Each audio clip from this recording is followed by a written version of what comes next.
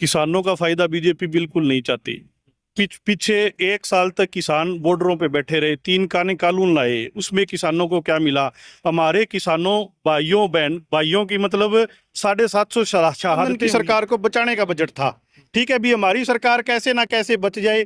अब की बार तो बीजेपी को लोकसभा में तो हमने ऑफ किया है, अब की बार हरियाणा विधानसभा के अंदर जनता इनको पूरा साथ सरकार मुर्दाबाद, नायब सिंह सैनी मुर्दाबाद, मनोहर लाल खट्टर मुर्दाबाद, मोदी सरकार मुर्दाबाद, बीजेपी सरकार मुर्दाबाद। नमस्कार, आप ई समाचार देख रहे हो। मैं हूं एलडी स्वामी। आज एलनाबाद के पंचमुखी चौक में युवा कांग्रेस ने मुख्यमंत्री नायब सिंह सैनी का पुतला फूंका और बीजेपी सरकार के खिलाफ नारेबाजी की है।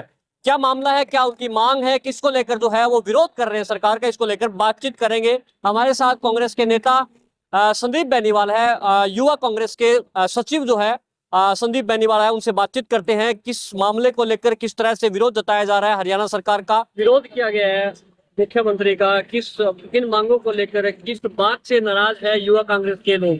युवा कांग्रेस द्वारा पहले सिरसा के अंदर विरोध किया गया था लोकसभा के अंदर, उसके बाद हमने ये अभियान चलाया है। अभी एलनाबाद विधानसभा के कल चोपटा ब्लॉक के अंदर इनका विरोध किया गया था और आज मतलब एलनाबाद ब्लॉक में इनका विरोध किया गया है। विरोध करने का कारण ये है, जो अभी थोड़े दिन पहले मोदी सरकार ने जो बजट पेश किया था, उस बजट में हरियाणा को कुछ नहीं मिला, हरियाणा को 0 मिला है, जबकि हरियाणा में 3 केंद्रीय मंत्री है, उस फिर भी कुछ नहीं मिला। इन्होंने एक फंड कर रखा है, एक ये जो बजट दिया है ये एक झूठा और मतलब फुस पटाखा है। जो इनका एक बम चलाया था जो फुस हो गया इनका, उसमें इन्होंने जो इनकी सहयोगी पार्टियां थी जिन्होंने बीजेपी की सरकार बनाने में इनकी मदद की थी, उनको जैसे बिहार जैसे बड़े राज्य है उनको सारा बजट दे दिया गया।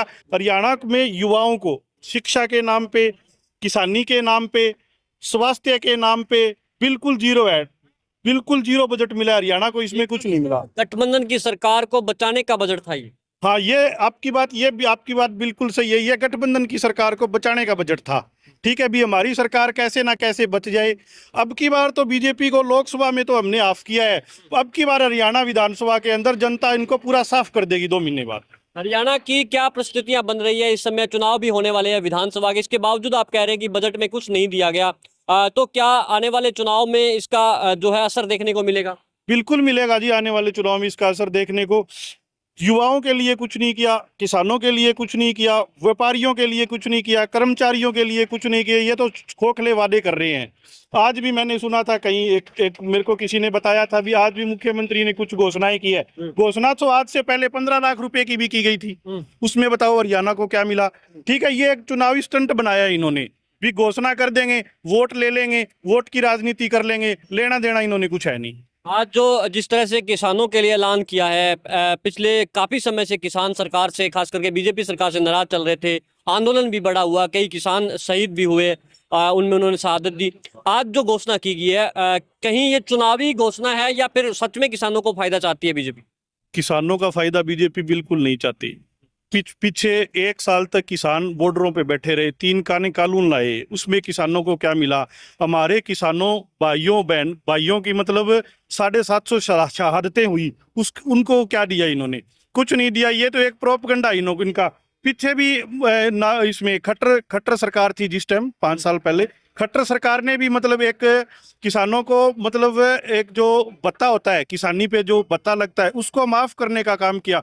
बट अब ये बोल रहे हैं, अब डीसी के कल परसों डीसी ने सभी की मीटिंग ली थी, लंबरदारों की गांव वाइज, सभी को ये बोला था भी जो पीछे वाला इनका किसानी का जो भत्ता रहता है वो भी अब लिया जाए। तो ये एक फुस पटाखा, एक खोखले बयान है, ये खोखले झूठे दिलासे है भी कैसे ना कैसे सरकार को बचाया जाए। बाकी सरकार बचने वाली नहीं है। 2 महीने बाद इनका ऐसा मतलब पटाखा फुस होना है, ऐसा रिजल्ट आना है कि आप देखते रह जाओगे। खट्टर सरकार, नायब सैनिक सरकार। आपने जैसे आरोप लगाया कि पिछले 5 साल तक तो किसानों को लाठियां बांधते रहे और चुनाव के मौके पर इस तरह की घोषणाएं, क्या आने वाले चुनाव में किसानों को अपने पक्ष में कर पाएंगे बीजेपी? ये तो बिल्कुल ही नहीं कर पाएंगे जी। किसानों को दिया क्या है जो किसान इनके पक्ष में होंगे? युवाओं को दिया क्या है? कोई नौकरियां दिया क्या? पीछे जैसे HKRN में ये मतलब दे रहे थे भी, HKRN में नौकरियां देते हैं हम किसानों को, कि कौन से मतलब युवाओं को नौकरी दिया है? क्या पढ़े लिखों का टैलेंट नहीं है?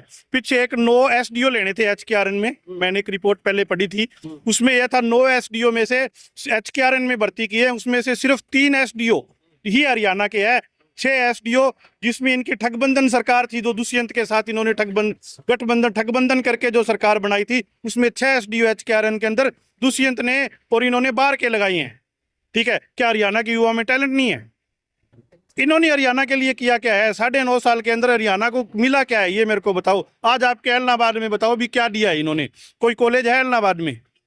आप बता दो, कोई कॉलेज है? किसानों के नाम पे कोई है? इस मंडी के जो ये सबसे बड़ी मंडी हुआ करती थी एलनाबाद की मंडी, किसी टाइम में किसानों व्यापारियों के लिए फ्रूट मंडी का भी काम किया था इसने किसी टाइम में। तो आज इस मंडी में क्या है? मंडी खाली पड़ी है। मंडी के नाम पे एक छलावा है, किसानों के नाम पे एक छलावा है, युवाओं के नाम पे एक छलावा है, स्वास्थ्य के नाम पे एक छलावा है। बताओ किया दिया क्या है? जी धन्यवाद।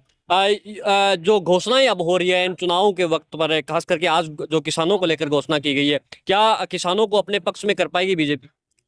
किसानों का ऐसा है जी, अब ये कह रहे हैं बजट के अंदर हमने फोन सस्ते कर दिए, तो किसान को फोन नहीं चाहिए, किसान को चाहिए खाद चाहिए, दवाई चाहिए, वो सस्ती करे। और जो मिडिल क्लास के लोग हैं उनको महंगाई कम चाहिए। बीजेपी सरकार ने 2 लाख नौकरियां जो पद थे वो समाप्त करके अब हमारा जो हरियाणा प्रदेश है वो कच्ची नौकरी वाला प्रदेश गिना जाता है।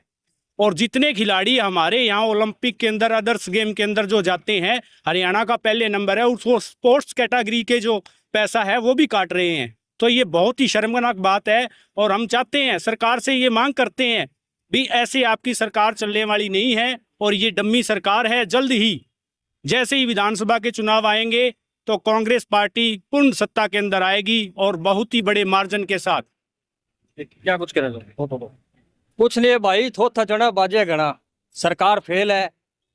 हिंदुस्तान के अंदर पूरी ये बीजेपी सरकार बनी है वो तो फेल है, और आगे आने वाली सरकार ये जनता पूरा करारा जवाब दे के कांग्रेस की सरकार एक तरफा से बनाएगी। मैं आपको दावे के साथ कह रही हूँ, व्यापारियों के साथ और किसानों के साथ जो नाजायज हुआ है उसका बदला इस विधानसभा चुनाव में लिया जाएगा। धन्यवाद। ये मेरे साथ युवा कांग्रेस के लोग थे जिन्होंने सरकार की जो नीतियां हैं, उनकी जो घोषणाएं हैं, उनकी काफी आलोचनाएं की। एक तरफ से जो हरियाणा विधानसभा के चुनावों को देखते हुए घोषणा की जा रही है, ये कहना है एलनाबाद से नेता और युवा कांग्रेस के सचिव संदीप बेनीवाल। उन्होंने कहा है कि पिछले लंबे समय तक किसानों को लाठियां भांजते रहे और इन वक्त चुनावों के वक्त जो है किसानों के लिए थोथी घोषणाएं कर रहे हैं, खोखली घोषणाएं कर रहे हैं। इससे किसान उनके जो है चुंगल में आने वाला नहीं। आने वाले समय कांग्रेस का है और किसान, मजदूर, व्यापारी, युवा जो सभी लोग हैं वो कांग्रेस के साथ है और आने वाला समय कांग्रेस का है। हरियाणा में पूर्ण बहुमत से कांग्रेस की सरकार बनने के दावे भी किए गए। आप ये वीडियो इलाहाबाद से ई समाचार पर देख रहे हो। मैं हूं LD स्वामी। धन्यवाद।